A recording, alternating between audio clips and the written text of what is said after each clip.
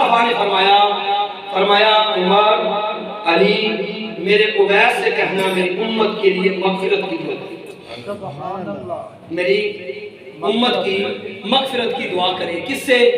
حضرت اویس سے کہنا۔ اب کہنے والی ذات سب سے اعلیٰ ہے، سب سے اعلیٰ۔ ہم مصطفیٰ تو خود بھی دعائیں کرتے رہے ہیں، لیکن یہاں پر عقیدہ دینا ہے، عقیدہ دینا ہے کہ بڑوں کا حق بنتا ہے کبھی چھوٹوں پہ شفقت کی جائے، بڑا ہو بندہ لیکن کبھی چھوٹوں سے بھی دعا کروانی چاہیے۔ اب سرکار کی صلاۃ والسلام جہاں یہ ترغیب دے رہے ہیں، کہتے ہیں نا ولیاں دے دربار تے جا کے دعاواں کرنا کتوں ثابت؟ اٹھا سیاستہ اور ریاض النظرہ اٹھا، اگر حدیث نہ ہو تو ذمہ دار۔ سوشل میڈیا کا دور ہے، ہر لمحے کی ویڈیو بن رہی ہے۔ اب سرکار نے صلاۃ والسلام نے فرمایا عمر علی اویس کے پاس جانا، اسے کہنا میری امت کے لیے دعا کرے۔ اب حضرت اویس صحابی اور زمانے کے سارے ولی مل جائیں، ایک صحابی کے قدموں کو لگنے والی خاک کے برابر بھی نہیں ہے، لیکن بھیجنے والی ذات ذات مصطفیٰ ہے، جانے والے ایک سسرے مصطفیٰ ہے، ایک داماد مصطفیٰ ہے۔ جا رہے ہیں ولی کے پاس۔ اب ولی کے پاس دعا کے لیے جانا یہ عمر و علی کی سنت ہے، اور بھیجنا مصطفیٰ کی سنت ہے۔ اب حضرت عمر اور حضرت علی رضی اللہ تعالیٰ عنہ کو بھیجا۔ اب اس کے ضمن میں اگر بات کرنے تو نبی علیہ السلام کے گناہوں، سرکار علیہ السلام نے حضرت معاذ بن جبل کو یمن کا گورنر بنایا، حضرت معاذ بن جبل کو یمن کا گورنر بنایا، اور یمن کا گورنر بنانے کے بعد نبی علیہ السلام اینڈ تک چھوڑنے آئے، اینڈ تک مدینے کی سرحد تک مصطفیٰ چھوڑنے آئے۔ اب ہم کیا سمجھتے ہیں؟ ہم پیر بن گئے، اب مرید ہی سب کچھ کری جائے۔ مریدوں کا کوئی پروٹوکول نہیں ہے، مریدوں کو پروٹوکول دینا یہ مصطفیٰ کی سنت ہے، یعنی کسی کو مصطفیٰ نے کمتر نہیں جانا۔ اب معاذ بن جبل سواری پہ ہے، مصطفیٰ پیدل ہے، مدینے کی سرحد تک چھوڑا، باتیں کرتے جا رہے ہیں۔ سرکار نے فرمایا معاذ یہ آخری ملاقات ہے، آخری ملاقات ہے، ہو سکتا ہے تو آئے اور میری قبر سے گزرے۔ اب حضرت معاذ بن جبل نے گھوڑے سے چھلانگ لگائی، قدمین مصطفیٰ میں عرض کی حضور میں جانا ہی نہیں چاہتا۔ سرکار نے فرمایا نہیں معاذ وہ تیرا فریضہ ہے، اسے سر انجام دے۔ اب بات یہاں پر کرنے کا مطلب یہ ہے کہ مریدوں کی بھی کچھ خواہشات ہوتی ہیں، مریدوں کی بھی کچھ عزت نفس ہوتی ہے، ہمیں کسی کو بھی ہلکے میں نہیں لینا چاہیے۔ اب نبی علیہ السلام نے حضرت معاذ بن جبل کو پروٹوکول دیا ہے۔ اب حضرت عمر اور حضرت علی رضی اللہ تعالی عنہ آپ کی شان کا، اور یہاں پر کچھ بدبخت لوگ ہیں جو ہمارے ملک کے اندر فتنہ برپا کرتے ہیں، کہتے ہیں عمر اور علی کی تو لڑائی تھی، حضرت عمر اور حضرت علی تو ایک دوسرے کو دیکھنے کے بارے نہیں سمجھتے تھے، ایک دوسرے کے دشمن تھے نعوذ باللہ۔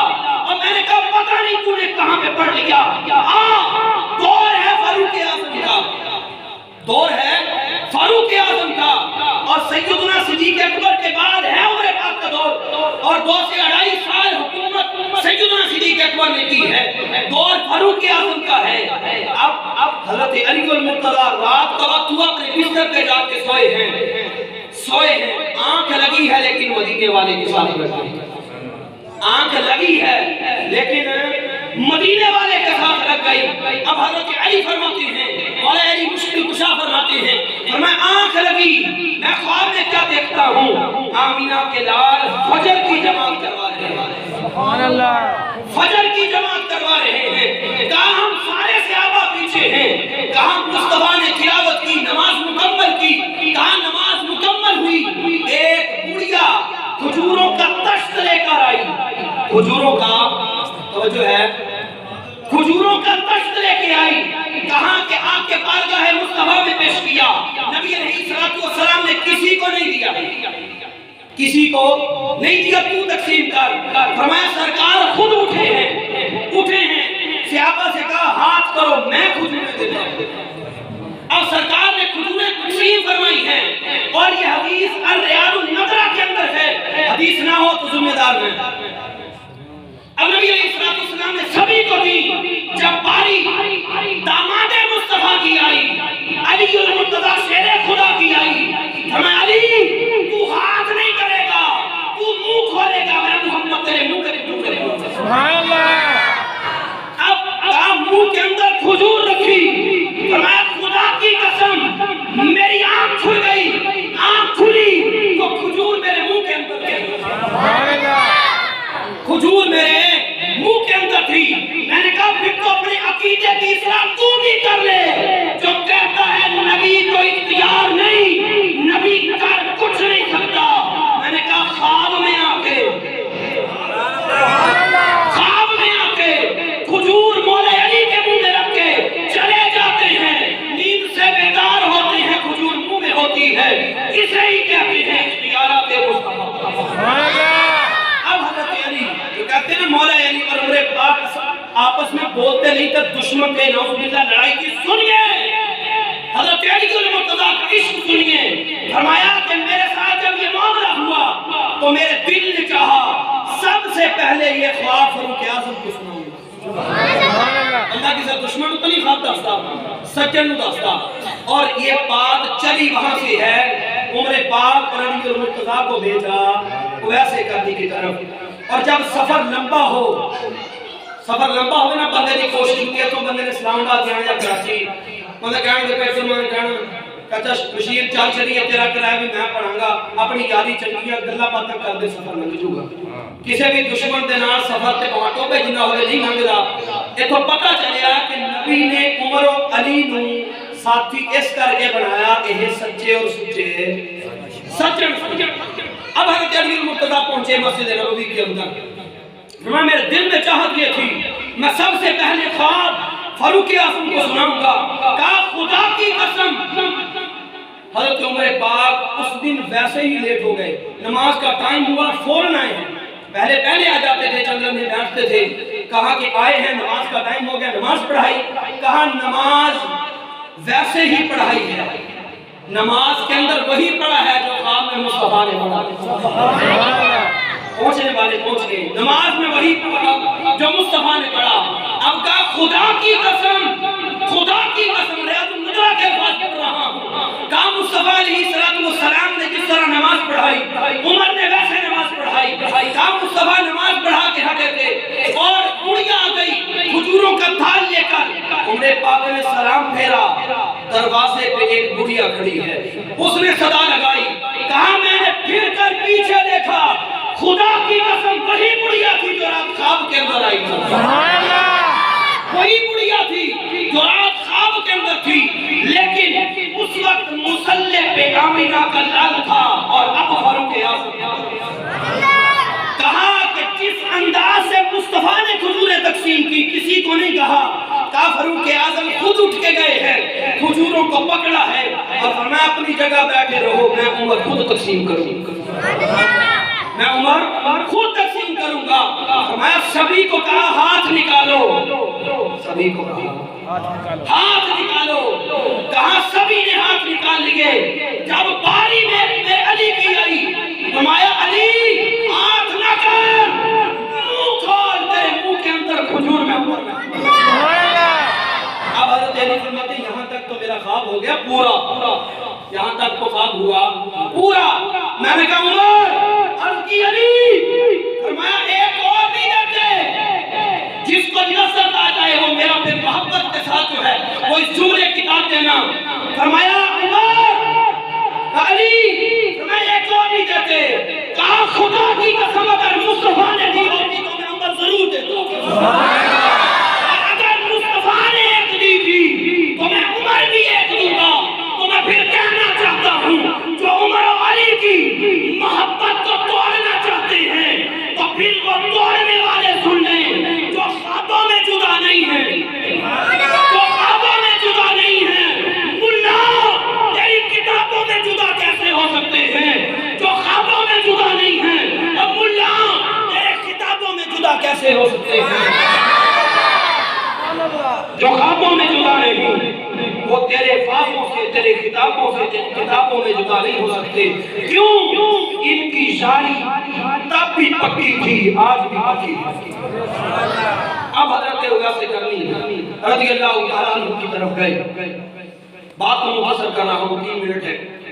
اب حضرت عمر پاک اور حضرت علی رضی اللہ گئے اور جا کے حضرت اویس کو ڈھونڈا، مل گئے۔ اب سرکار اسلام نے فرمایا تھا ان کے جسم پر برس کا مرض تھا، لیکن وہ برس کا سارا مرض رب کائنات نے اکٹھا کر کے ان کے اوپر ہاتھ پہ یا ہتھیلی پہ کر دیا، پورے جسم سے ختم ہو گیا، اب نشان ہی باقی ہے۔ اب حضرت عمر اور حضرت علی رضی اللہ گئے اور جا کے جب ڈھونڈ لیا، جبہ دیا، کیا دیا؟ جبہ دیا۔ اور اس سے پہلے اگر محبت کے جملے کہنے دا کے سلام کہا نا، تو حالانکہ پہلے ملاقات نہیں ہوئی تھی حضرت اویس کی حضرت عمر اور حضرت علی سے، عمر علی کیسے ہو؟ یہ حضرت اویس ہے۔ تو حضرت اویس رضی اللہ تعالیٰ عنہ کے پاس سرکار کے دونوں یار کھڑے ہیں، تیسرا گزرنے والا گزر رہا تھا۔ گزرتے ہوئے شخص نے کہا، اے اویس، نبی کے صحابی ہیں، ان کا دیدار کر لو، نبی کے صحابی ہیں، ان کا دیدار کر لو۔ اب کوئی معزز ہستی آ جائے، گزرنے والا بھی پاس آ جاتا ہے۔ اس نے آ کے کہا کہ اے نبی کے صحابہ، یہ تو بتاؤ کہ سرکار علیہ السلام کی داڑھی مبارک کے اندر بال کتنا سفید ہے؟ اب صحابہ نے یہ نہیں کہا ہمیں نہیں پتا، یہ نہیں کہا۔ اب صحابہ کی نظر فراست دیکھنا، آپ نے فرمایا آج اس بات کا جواب اویس دے گا۔ حالانکہ جانتے ہیں اویس تو نبی کے پاس کبھی گیا نہیں، لیکن یہ بھی جانتے ہیں اگر اویس جا نہیں سکتا، محبوب کو آ سکتے ہیں۔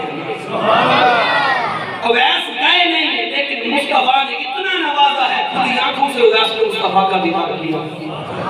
لیکن صحابی کا منصب تب ملتا ہے جب روبرو ملاقات دیکھا جائے، خواب کے اندر دیدار ہونے سے بندہ صحابی نہیں بن جاتا۔ اب حضرت اویس کرنی رضی اللہ تعالیٰ عنہ نے عرض کی، سرکار کی داڑھی مبارک کے اندر 17 بال سفید تھے۔ کتنے بال؟ 17۔ عام طور پر سارے مطلب نبی علیہ السلام کے غلاموں نے عرض کی، اے اویس یہ بتاؤ، نبی علیہ السلام کی ابرو یہ والی یہ ملی ہوئی تھی یا جدا تھی؟ ملی ہوئی یا جدا تھی؟ اب وہ تیسرا شخص پاس کھڑا ہے۔ اب حضرت اویس کرنی رضی اللہ تعالیٰ عنہ آپ نے فرمایا اگر دور سے دیکھا جاتا تو لگتا ہے ملی ہوئی ہے، جب پاس آ کے دیکھا جاتا ہے تو جدا جدا ہوتی ہے۔ اویس تو گئے تھے، لیکن مصطفیٰ نے دیدار کروایا ہے اور اویس جانتے ہیں۔ اب سرکار اسلام کی وہ حدیث پاک سرکار نے فرمایا کہ میری امت میں ایک شخص آئے گا جو یمن کے شہر کرن سے رہنے والا ہوگا، وہ میری امت کے لیے بخشش کی دعا کرے گا، اور رب اس کی دعا کی وجہ سے فرمایا کہ میری آدھی امت کی بخشش وہ کیسے؟ فرمایا کہ اس نے اپنی ماں کی خدمت اس انداز میں کی ہے، وہ جب بھی دعا کے لیے ہاتھ اٹھاتا ہے رب اس کے ہاتھوں کو واپس خالی نہیں موڑتا۔ یہ ہے حضرت اویس کرنی رضی اللہ تعالیٰ عنہ کی سیرت۔ آپ کی پیدائش 594 کے اندر ہوئی، 594 عیسوی کے اندر، اور آپ کا وصال ظاہری 3 رجب المرجب 657 عیسوی کے اندر ہوا۔